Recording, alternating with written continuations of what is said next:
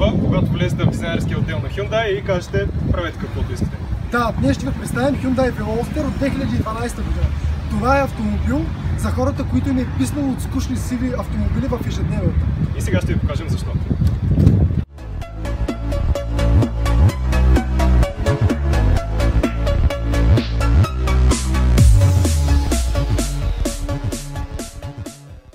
Това е един младежки автомобил, направен е това да ви е първа кола или просто ако искате да сте по-различни от сивия трафик. Много е удобен, всичко е дизайнерско, линиите на цялото табло се събират в центъра, където тук няма, но в по-високите изпълнения има стартов бутон. На много удобно място пред скоростния лоз. Седалките също са много хубави, освен дизайнерски са и с добра странична опора. Волана е много удобен във всички възможни позиции, в които може да го държите. И също като на Мерцедесите, вместо да се правите е така, за да намерите колана, той ви е подаден по много удобен начин, за да може да си го закопчеете. Също така това се регулира. И тъй като това е един съвременен автомобил за млади хора, имате абсолютно всичко необходимо да си свържете телефона, флашки, зарядни, музики, тъчскрин. От към екстри няма да ви липсва нищо в този автомобил. Единствената забележка от моя страна, видимостта назад не е много добра, но като покарате малко колата се свиква, не е болка за уминане. Чефо, влез да покажеш задната седалка. Ами сега ще се опитам. Пак забравих, от тази страна няма врата, от другата. От тази страна вече имаме врата и дръжката е много хубаво скрита, като при Алфа Ромео. Всички искат да крадат този дизайн. Вече се намирам отзад. И първото нещо, като отвори вратата, което ми направи впечатление, е, че вратата е много малка и отзад ще е толкова тясно, че ще получа клаустрофобия. Но всъщност не. Както знаете, съм висок 1,84 м и всъщност мога да кажа, че ми е приятно на задната седалка. Нямате много разстояние за главата, но не бих казал, че е болка за умиране. От към комфорт имате, разбира се, холдери за чашки и малко помещение, където да сложите някакви джунджурики. Нещо, което направи впечатление е, че всъщност левия прозорец от страната, която няма врата, и десния са с различна големина. Този от дясната страна е малко по-голям. Но в никакъв случай това не прави колата грозна. Напротив, прави по-интересна, точно защото няма симетрия. Нещо, което ми направи много странно впечатление е, че ето там Hyundai се сложи нещо като дръжка. То няма врата, бе! Така, вече се намираме вътре в автомобила. Първите ми усещания, колата се кара доста лесно и в интерес на истината. Предавките са доста директни, наистина като имат спортно усещане. Волана също е директен. В някои ревюта казват, че колата се усеща се едно волана откачена от колелата, но не съм на това мнение. Даже се усеща доста твърдо. Да, всъщност, понеже волана е с електрически усилвател, не с обикновена хидравлика, както на времето. Колата също в таблото показва кога да смените предавка за по-голяма икономия. Спирачките са доста добри. Директна е. Съединител забелязвам, че е малко мек и няма толкова усещане, което може би трябва да го има в един спортен автомобил. Но пък за ежедневното каране е доста добре, защото няма да ви създава проблеми в големи трафици или при паркиране. Да, колата все пак е направена за младежи, за първа кола, за хора с по-малко опит и е по-добре да е мекичък съединителя и да е по-лесен за употреба. Видимостта назад не мога да кажа, че е толкова лоша, колкото я представят, защото в интерес на истината имам доста добър обзор назад и виждам абсолютно всичко. Друго нещо, което ми прави впечатление, не са използвани толкова скъпи материали, но всъщност пък стоят адски добре.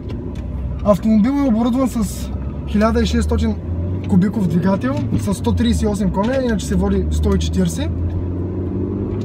123 Нм въртящ момент, може да ви се стори малко, но в интерес на истината колата върви доста добре.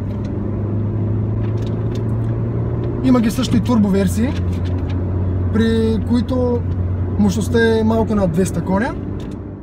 Направихме бърза смяна тип Супер Алто. Да, и колата е толкова тиха, че първото нещо, което исках да направя е да я запаля, а тя всъщност вече си работеше, изобщо не се чува, че работи на място. Много е тихичък мотора, който между другото е GDI и доста хора бъркат абревиатурата с това, че колата е дизел, а тя не е дизел. GDI означава Gasoline Direct Injection, което означава, че имате директно впръскване на бензина в цилиндрите и това води до доста нисък разход на гориво при нормално каране и добра динамика във високи обороти, когато решите да настъпите колата. В случая разхода на дълго е 5,7, а пък в града 7,5, което е доста приемливо, като се има предвид, че колата тежи близо 1200 кг. Двигателя не е особено мощен, нали, казахме вече, че има и турбоверсия, но е напълно достатъчен за, както казахме отново, млади шофьори, които тепърва се учат да карат. Когато карате в обороти, въобще не е бавен автомобил според мен. Окачването е много приятно. Да, нито е твърдичко много твърдо. Да, твърдичко е, но вози комфортно. Не... Друса по неравностите, но е поносимо. Не е прекалено твърдо окачването. Точно така, друго, което исках да спомена, че това всъщност е много подходящо за дамите, защото се кара лесно, има достатъчен комфорт и нещо, което наистина много му са го измислили от Hyundai за дизайна, както споменахме по-рано, това са трите врати. От едната страна колата има елегантната визия, а от другата страна има така наречената стелт врата, която е скрита в автомобила и трудно се забелязва, но също е удобна за хората, които ще се качат отзад. Да, между другото скоростния лост е много приятен за употреба, много точно влизат предавките, къси ходове, перфектен за употреба. Евентуално можеше да е малко по-тежък, но не е нещо, което да не ви харесва. Мултимедията е добра и иновативна, което е супер. Дизайна отвътре, да ви кажа, доста ми хареса, макар че не е с някакви супер скъпи материали, но най-важните неща са с кожа. Подлакътника отдясно, подлакътника по средата, част от вратата е с кожа, за да ви е меко и приятно на ръцете. Има доста футуристична дръжка, като в космически кораб.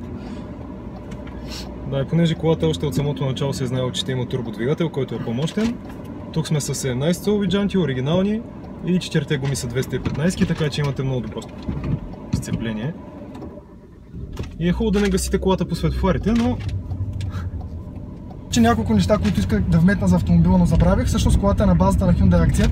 А както знаете, Hyundai Accent е масов автомобил и точно хората от Hyundai се постарали този автомобил да не се усеща като него. Идеята да се усеща спортно и мога да кажа, че са се доближили до това, което са желали. Да, това е, че с този двигател трябва наистина да вкарате колата в обороти, за да върви. От 0 до 100 ускорява с 9,7 секунди.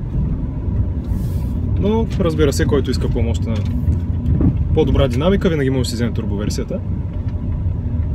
А тук разходът просто е по-нисък и това е селинг поинтът. Ето стоя от супер малко време в автомобила и вече мога да кажа, че привикнах с него абсолютно. Изключително е лесно да се нагодите в него. Много е удобен, много е комфортен за такъв клас автомобил и цената, на която се предлага, мисля, че е абсолютно задоволителна за това, което ще получите. А това е хеджбек с добри характеристики, спортно усещане и предостатъчно място. И най-важното, кола, която привлича внимание, кола, която не се слива с сивия поток от автомобили, който просто се движи по улиците и нищо в него не го прави. Да, всъщност сега като обикаляхме с колата и просто се вижда хората как се обръщат и я гледат, защото първо, че цветя е изкрящ и викащ, второ, че колата има много интересен и иновативен дизайн, както споменахме по-рано. Да, и между другото не само този оранжев цвят е такъв, ами цялата гама на модела е с ярки цветове. Има ги, мисля, че в зелено. Зелено, червено, жълто. И така нататък.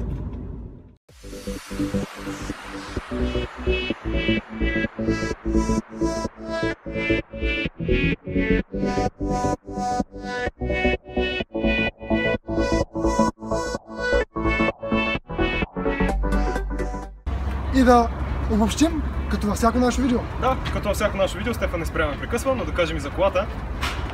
Дизайнът е бил приоритет номер 1, когато са правили, така че ако искате да сте готини, ако искате да сте различни, ето това е правилният избор. Да, колата е подходяща както за младежи, така и за дами. Имате абсолютен комфорт за града, за извън града, да се натоварите абсолютно всичко, да се чувствате комфортно и готино в този младежки автомобил. И искаме много да благодарим на Уникар, че ни предоставиха автомобила, отделиха ни време и колата се продава, ще сложим линк в описанието, разгледайте и другите оферти. Да, не забравяйте да се абонирате, ако искате да гледате още яки видеа. Също ви обещаваме, че през този месец ще показваме изключително интересни и яки и спортни автомобили. Запомнили сме графика до края на месеца, ще видите какво следва. Така че очаквайте с интерес. Чао и до скоро!